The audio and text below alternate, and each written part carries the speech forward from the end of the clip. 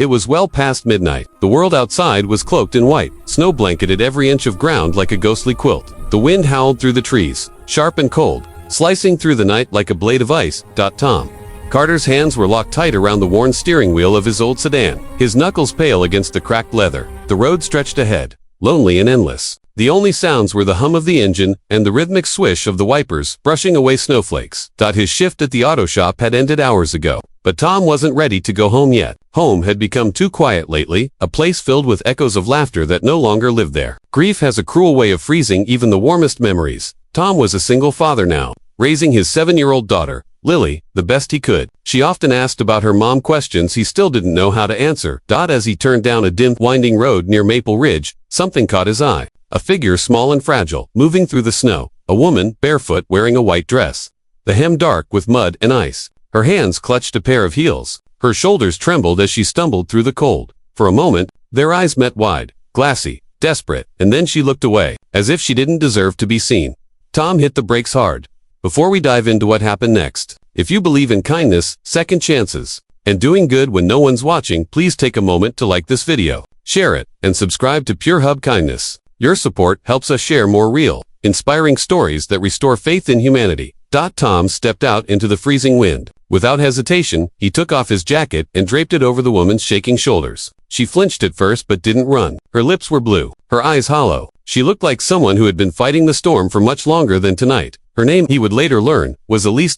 Inside the car, she sat silently, clutching his jacket like a shield. She refused the heater, afraid the fog on the windows might expose her. Her hands shook as she whispered her story, piece by fragile piece. Elise had run away on her wedding night. She was supposed to marry Martin Grayson, a billionaire hotel magnate, the kind of man whose smile graced magazine covers. The ceremony had been lavish, broadcasted live, filled with celebrities and royalty. She was about to become Mrs. Grayson, a name worth billions, but behind the perfect image was horror. Martin was cruel, controlling, violent, and no one believed the bruises she hid beneath her designer gowns. Her cries for help were silenced by wealth and status. So she ran out the back door of the cathedral, through the snow, through fences, through fear itself. Tom didn't interrupt her story. He didn't ask questions. He just listened, something no one had done for her in a long time. He brought her home that night. His house was small, but warm. Elise stayed in the guest room, more like a storage space than anything. But to her, it felt safe.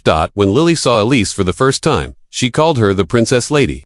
They bonded instantly. Elise helped Lily with her homework, read her bedtime stories, and even taught her how to braid her hair, like royalty. Tom watched her slowly come back to life. The woman who had once looked like a ghost began to smile again. But safety never lasts long when the past comes hunting. News broke everywhere. Runaway bride vanishes mid. Elise's face was on every channel. A huge reward was offered for her return. Terrified, Elise begged Tom not to hand her over. "If they find me," she whispered, "he'll make me disappear. You don't know what he can do." Tom's heart twisted. He wanted to protect her, but he had a daughter to think about. The choice tore him apart. Then one night, Lily said softly, "Daddy, you told me good people help sad people. Miss Elise is sad. We can't let the bad man take her." Those innocent words changed everything. Tom called a lawyer friend who specialized in abuse cases. What they uncovered was horrifying evidence. Photos, witness statements. Martin Grayson wasn't a grieving he was a predator. The truth finally came out. Elise's courage sparked an investigation that shook an empire. She didn't just escape, she exposed him. Months later, the woman who once ran barefoot through the snow stood tall again, strong, brave, and free. She began speaking out for other women trapped by power and silence. And Tom, he found healing too. In helping Elise, he discovered forgiveness for the past, for himself, for all the things he couldn't fix. Lily laughed again. The house was full of warmth, light, and life. If this story touched your heart, if you believe in compassion, courage, and the strength found in simple acts of kindness, please like, comment, and share this video.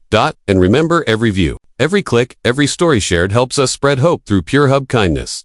Before you go, tell us in the comments, have you ever helped a stranger when they needed it most? Or has a stranger ever changed your life in an unexpected way? We'd love to hear your story.